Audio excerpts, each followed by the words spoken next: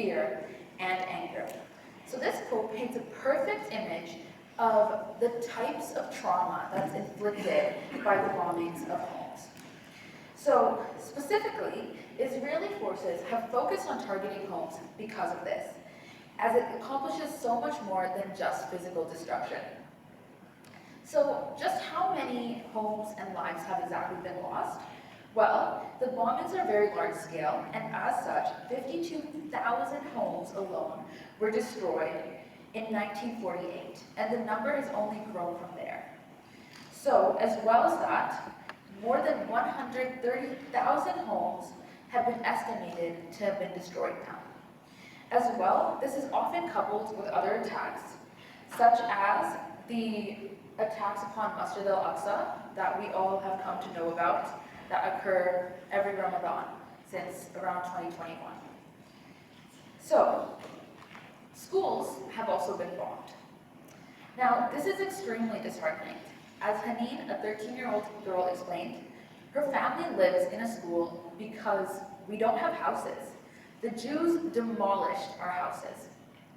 So why exactly are schools targeted? Well, they act as symbols of better lives through education. Targeting them thus weakens Palestinian hope and, as shown by the quote, causes Palestinian people to have nowhere to turn to when they've already lost their homes. Specifically, as of May 20th, 2021, the UN reported that 51 educational centers in Gaza were attacked up until the last report till that date. So this does not happen overnight, rather it has become a thing due to subsequent steps. For instance, initially, the school system was altered so that anything deemed to be anti-Israeli was not taught. After this, checkpoints were introduced in order to block Palestinians from getting to school. However, Palestinians were still not weakened by this and continued to attend school.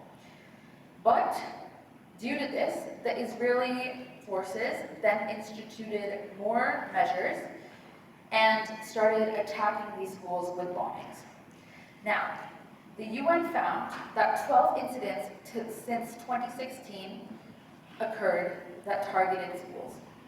And there's a huge lack of schools in the West Bank alone. And 10,000 children are forced to attend schools in tents or shacks with no air conditioning or heating. So, now let's move on to the bombings of hospitals. Israeli airstrikes in the Palestinian territory of Gaza damaged 6 hospitals, 9 primary health care centers, and a desalination plant which supplied clean water to 250,000 people. And this was reported by the UN in 2021. So exactly what in human healthcare was targeted? Well, this was during the time of COVID-19, and the main COVID-19 laboratory in Gaza was attacked. As well, the Palestinian Ministry of Health offices were attacked, and foreign aid workers are not exempt from this. You may think that we, as people of privilege living in a first world country, if we go to provide foreign aid, will be exempt from these attacks. But that's not the case. One prominent example is Canadian doctor Tariq Lobani, and he was a doctor from Western University and was kneecapped by Israeli forces. So what exactly is kneecapping? Well, it's a technique where a bullet is shot through one knee and through the other in an attempt to deliberately incapacitate a person. As well as this, medicine consultant Ayman Abu Alouf, who was leading the COVID-19 team at Al-Shifa Hospital, was also attacked, and a prominent neurologist by the name of Moeen Al-Awul was killed. So as you can see, there's a ton of different ways that Israelis attack Palestinians, their homes, their schools, and their hospitals. Now, why exactly is this being done? Well, like I mentioned at the start, it's done to weaken Palestinian resolve, as doing so causes Palestinians to have absolutely nowhere to turn to. When you think of homes, hospitals, or schools, you think of safety. And this is something that Israelis want to steal from Palestinians, or the Israeli government wants to steal from Palestinians. However, the Palestinian people have shown great bravery and hope despite being faced with so much violence. Now moving on to the next chapter, this was written by my colleague Rita Fatima, who unfortunately is not here today, and is on the systemic ethnic cleansing and genocide of Indigenous Palestinians. So it's important when approaching this topic to look at it through a historical lens. So we're going to begin with the period from 1947 to 1956. Now, as Abir mentioned previously, the Nakba was extremely important and expelled approximately 750,000 of the 1.9 million Palestinians living in historic Palestine. Now, due to the UN's partition plan in 1947, this was done, and it led to extreme economic distress. And it is also commemorated on May 15th of each year. As well as this, there was the Swiss crisis of 1956, which is a military conflict, and it lasted from October 29th to November 7th of that year. And it was due to nationalization of the Suez Canal by Egypt, and specifically the Egyptian president. And previously, it was owned by the Suez Canal Company.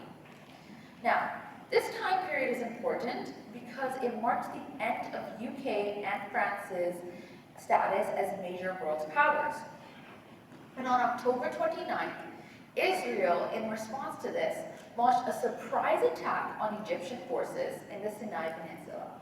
So when you think about Israel, what often comes to mind is Palestine and the conflict between the two. But there is actually a history of violence between Israel and other nations as well, such as Egypt. So, in November 7th, the crisis then was ended when the UK, France, and Israel agreed to a ceasefire and withdrew their forces from Egypt. Now, this had extreme, far-reaching consequences for global policies as well as international relations, which is discussed in more depth in this chapter. Now let's move on to the period from 1873 to 1987. So this was marked by several prominent occurrences, such as in 1873, the Ottoman Empire, who at the time had control of Palestine, expelled thousands of Palestinian Bedouins from their lands in the Negev deserts. And this number has clearly only increased since. As well, a six-day war occurred in 1967, and it resulted in the Israeli occupation of the Palestinian territories and denial of self-determination for Palestinian people. Following this in 1982, the Israeli military invaded Lebanon, carrying out mass killings and forced displacements of Palestinian refugees. So this point is really influential because not only are Palestinians living in Palestine being targeted, but even refugees are being targeted in the countries they seek refuge in. Then, in 1985, the Israeli government passed the Law of Return. Now, what exactly is this? Well, it granted automatic citizenship to any Jewish person who immigrated to Israel. So, were Palestinians afforded the same right? Nope. They were denied this right and were expelled from their homes during the 1948 Arab and Israeli War. Now, after this, in 1987, the use of live ammunition and tear gas was implemented against Palestinian demonstrators. As well as this, curfews were imposed alongside other restrictions on Palestinian movement, and this accompanied the demolition of Palestinian homes, hospitals, and schools, like I mentioned. And this continues today. So now looking at 1987 to 2005. This time period is one that almost all of us here have lived through, especially the year 2005. Now, while we were in a first world country, what was happening in Palestine was the First and Second Intifada. So the first one began on December 9th, 1987, And it occurred when an Israeli truck collided with a group of Palestinians and killed 4 of these workers. And this resulted in protests. And so one of the goals of these protests was to end the Israeli occupation of Palestinian territories and establish an independent Palestinian state. However, unlike here, where we have the right to peaceful protest, this was met by the Israeli government with a heavy-handed crackdown. So live ammunition was once again used alongside tear gas to disperse crowds, curfews were imposed, as well as various other restrictions. Then we had the Second Intifada, which was a period of intense violence and conflict between both Israelis and Palestinians. So this was marked by various suicide bombings and other attacks, and military operations, which will be discussed in more detail later. And these were carried out by the IDF. So the causes of this were ongoing Israeli-Palestinian conflict over the control of landed resources and the failure of the peace process that was initiated by the UN in 1990. So now let's look at a time period a little more recent, from 2006 to 2021. So in 2006, that marked the start of a bunch of military campaigns. And from 2006 down to 2021, over 4,000 lives of Palestinians were lost during these operations alone. And that number has only grown in recent years. As well, this number does not include the many lives lost during the demolitions of homes, hospitals, schools, and other attacks. So, annexation and Israel's response. So in 1967, what happened was Israel occupied the West Bank and Gaza Strip during the Six-Day War that was previously mentioned, and it established Jewish settlements in these areas, causing the continued displacement of many Palestinian people. As well, Palestinians had to live in refugee camps in the area that were very crowded and very cramped. So this heavily disrupted their social, cultural, and economic fabric of their communities and has led to widespread Palestinian poverty and deprivation. So what is really important to this chapter is the fact that all these responses have been disproportionate. So this can be seen through the examples of the First and Second Intifada, as Palestinian groups are always bombed, targeted, and retaliated against by immense violence. And so these disruptions have been very, very influential and continue today. Now, moving on to chapter 12, this was written by Sarah Khatun, who also is unfortunately not here today, and is on the United Nations and International Criminal Court of Justice.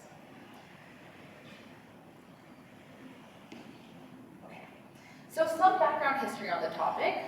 So in the first phase, until 1948, the Arab-Israel conflict was purely local. And this continued for more than 60 years, and now we don't know when or how it's going to end. So let's go all the way back to 1800 in World War I. So this marked the start of Zionism, and during World War I, Arabs were defeated by Britain, France, and the US. After this, we had the Balfour Declaration of 1917, which made a verbal commitment to preserve the civil and political rights of non-Jewish inhabitants of Palestine. Following this, in October of 1945, the UN was created in order to establish peace around the world. After this, the UN proposed the Partition Plan of 1947. And this was proposed by the UN General Assembly. After this, we had Israel be declared as a state in 1948. And at that time, it expanded to occupy 78% of land. And again, that number has only grown from there. So, now, when you look at the UN and how they stole the land in 1948 from Palestinians, you see the second stage, which lasted from 1948 till the end of 1973. And so, at this time, you had the Arab-Israel War of Independence, the Suez Crisis, the Six-Day War, and Yom Kippur. And so, then we have the third phase, which is characterized as a beginning of the peace process and string of strategic navigation and peace agreements, such as the three listed above, the Camp David Accord, the First Intifada, and the Oslo Accord. However, all of these, as we have proof of today, were unsuccessful. So why exactly were these things unsuccessful? And why have other resolutions, like the ones listed on this slide, been unsuccessful? Well, there are several reasons, but the UN and all its proposed solutions have been primarily unsuccessful due to the use of the veto. So primarily, the veto has been used by the US, which has historically acted as an ally of Israel and has kept any proposed peace solutions from being of any use. So ultimately, the UN and the world together have failed the people of Palestine. So this is clear as marked by the last and fourth phase of 1994, where military confrontation shifted to terrorist operations and the peace process was systematic but unsuccessful. So conflict resolution had then become an international problem, and this involved the input of many nations in the UN, but ultimately, Palestine has been marked by a series of events, negotiations, and conflicts, such as these key ones, which, again, have been unsuccessful. So, did the Palestinian people do anything about this? Well, the ICC, the International Criminal Court, was created in 2002, and this represented a major breakthrough and milestone, because it was a court of international justice that could prosecute war crimes and genocide, such as the one that is taking place in Palestine, when national authorities were unable to do so. However, the US threatened the ICC and put sanctions on the ICC, of which Palestine had become a member. So, what was the response of nations towards this? Well, really, nothing was done. So, every time that a peace solution is proposed, when the IDF goes against that and breaks the conditions, such as any ceasefires that we've seen historically, then nothing is done by the international community in order to add a consequence upon them. And this keeps them from continuously breaking the rules of proposed peaceful solutions, causing them to be of no use. So ultimately, justice delayed is justice denied. And this is what has been happening to the people of Palestine. Thank you. Pass it on to the next member.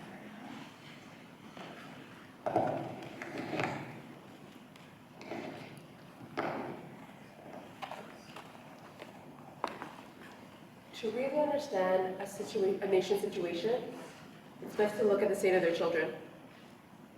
So let's look at the state of the children in Palestine, and from what we've known from social media and our own understanding, it's not pretty. It's not ideal. It's not what we want for our kids. So children in Palestine in the Palestine-Israeli wars have been used as human shields.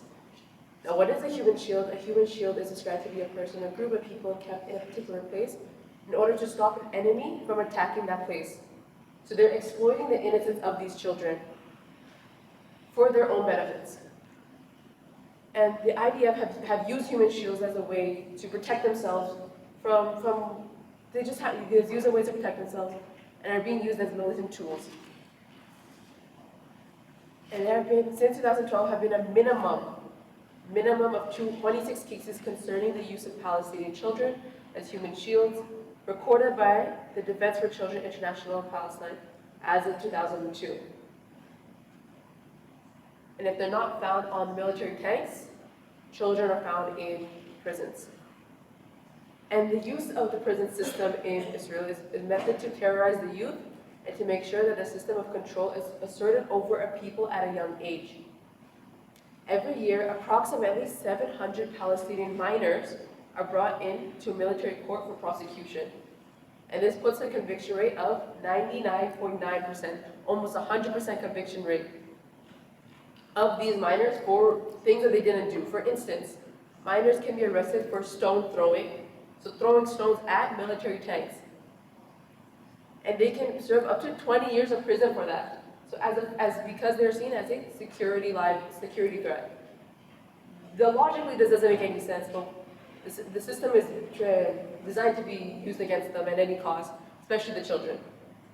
And during interrogation, children are subjected to all types of abuse with no rights to legal counsel, no contact with their family, and are often denied contact from the outside world entirely while they're in these detention centers.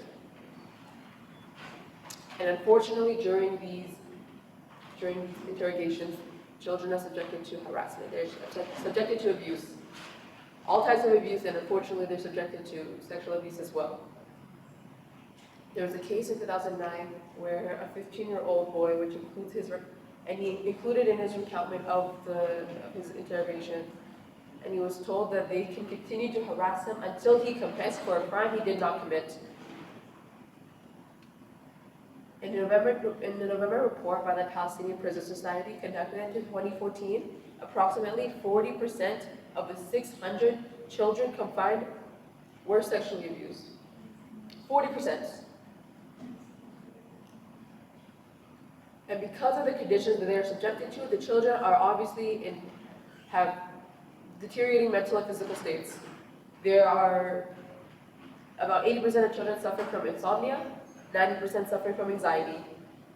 And there was a case that in a finding in a report by Save the Children, discovered that 4 in 5 children inhabited the Gaza Strip suffered from depression, sadness, and fear.